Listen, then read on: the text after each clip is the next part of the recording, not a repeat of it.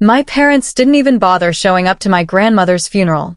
To them, she was just an inconvenient, broke old woman who died quietly in a state-run facility.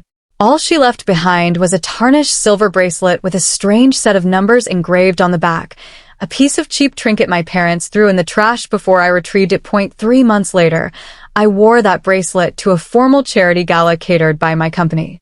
When a highly respected retired colonel caught a glimpse of it on my wrist, his glass shattered on the floor. He went deathly pale, grabbed my arm, and whispered, "Where did you get this?" The woman who owned this died a hero 40 years ago. My parents thought they had successfully erased her from their lives to steal her house.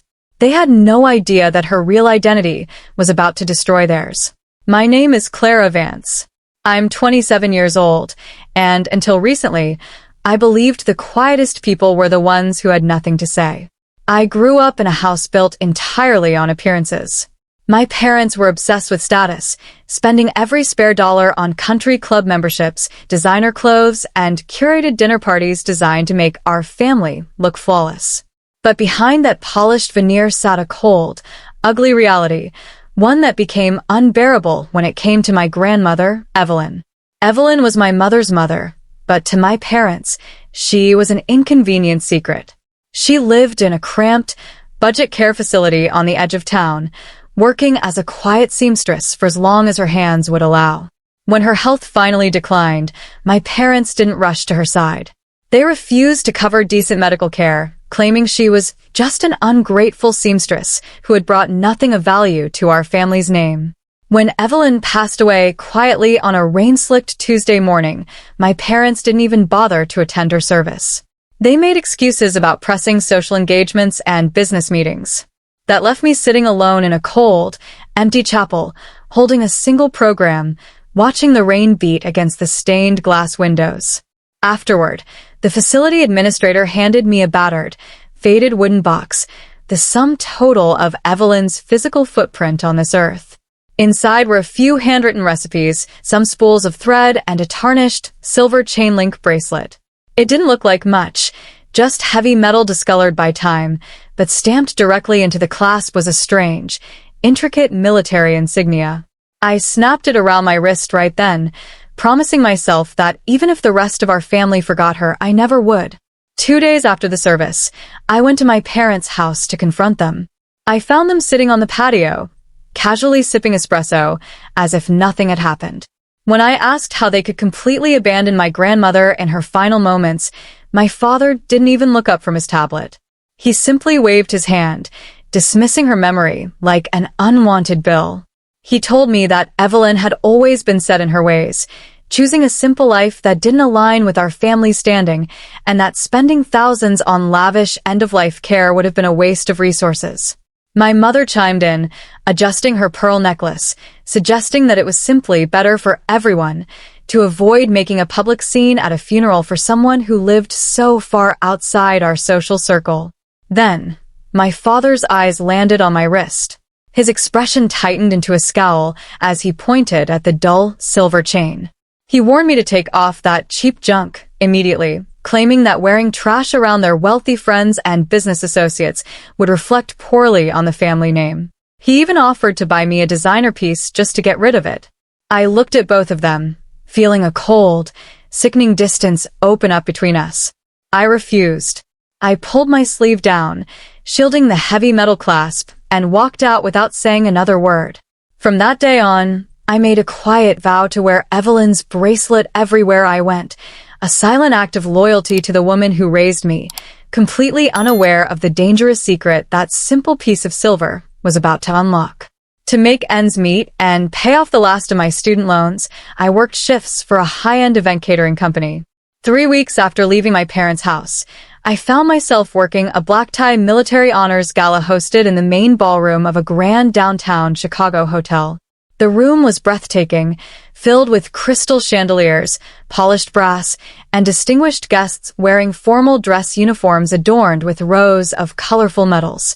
I was assigned to serve drinks at the VIP table near the front stage, a table reserved for high-ranking officers, major donors, and retired military brass.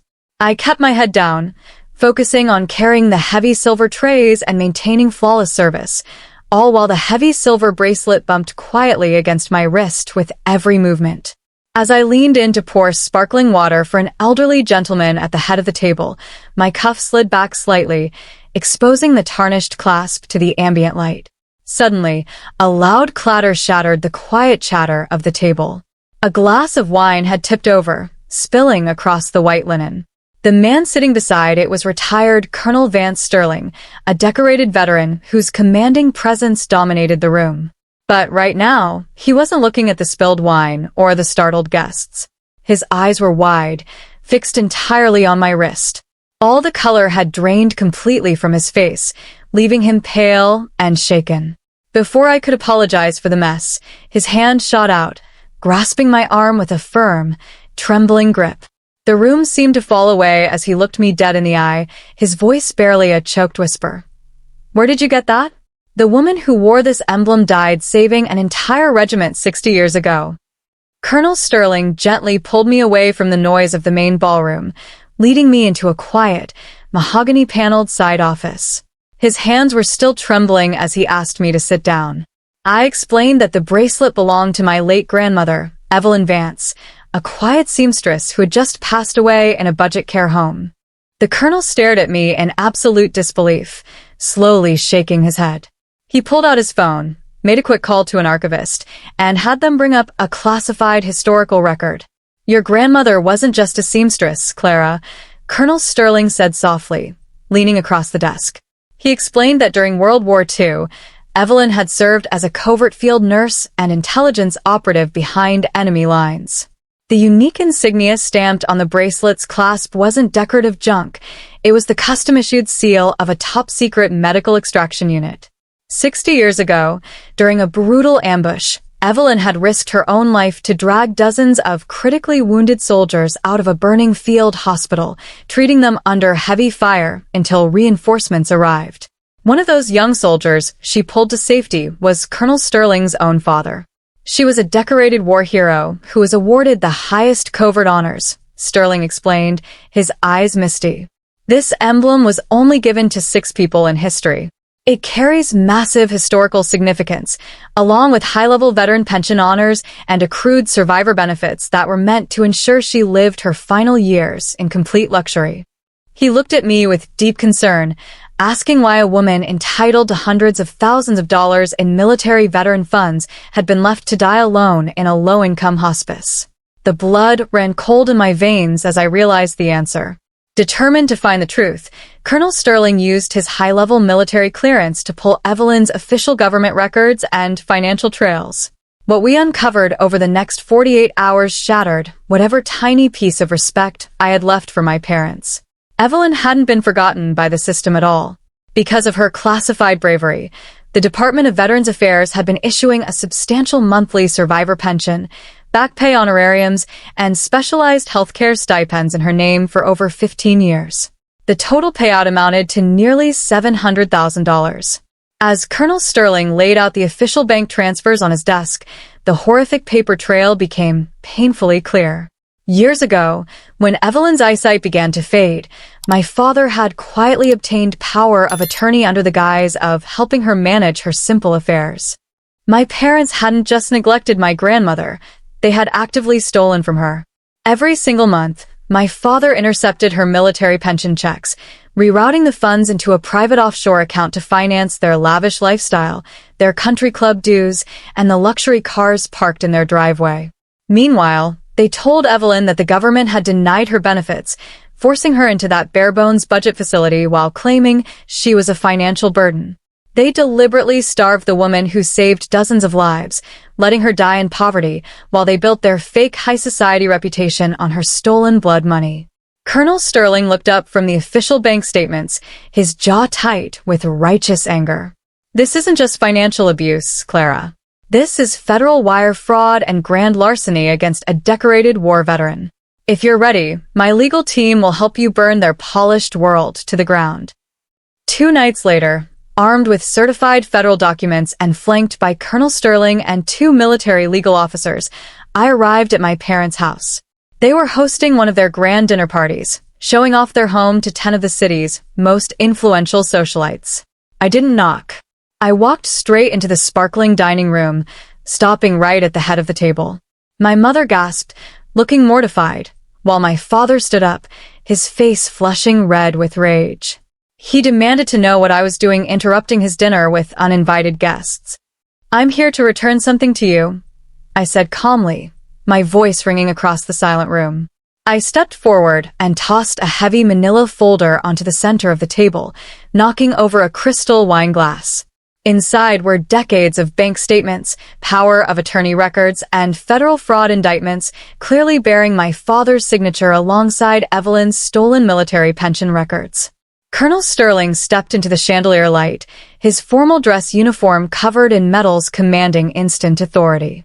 In a loud, stern voice, he addressed the gathered guests, explaining precisely how my parents had built their wealth by stealing $700,000 from a decorated war hero while leaving her to die alone in a low-income hospice. The room went dead silent. Guests began looking at the documents in horror, whispering among themselves before quickly getting up to leave. My father's arrogant demeanor shattered instantly. His face drained of color as he realized his social standing, his reputation, and his freedom were disappearing in seconds. By the end of the night, federal freezing orders were placed on all their assets. The court mandated the full return of Evelyn's stolen estate to me, ensuring my parents faced devastating financial ruin and pending legal charges. 3 months later, the legal proceedings were finalized. With the recovered funds from my grandmother's stolen estate, I established the Evelyn Vance Foundation for Elderly Veterans, dedicated to providing high-quality care, legal aid, and housing for low-income senior veterans who have been forgotten by the world. My parents lost their grand house, their luxury cars, and their standing in society, forced to pay back every single cent while facing the legal consequences of their actions. They sought comfort in the very wealth they built on lies, only to find themselves completely alone. As for me, I moved out of the city to a quiet home near the coast. Every morning, as I sit on my porch watching the sun rise over the water, I look down at the polished silver bracelet around my wrist. It no longer represents pain or neglect. It represents resilience, honor, and a truth that could not stay buried forever. Evelyn was never a weak, forgotten seamstress. She was a hero, and her memory will live on to help thousands of others. What about you? What would you have done if you discovered your family was hiding a secret this big? Drop a comment below, and don't forget to like and subscribe for more stories.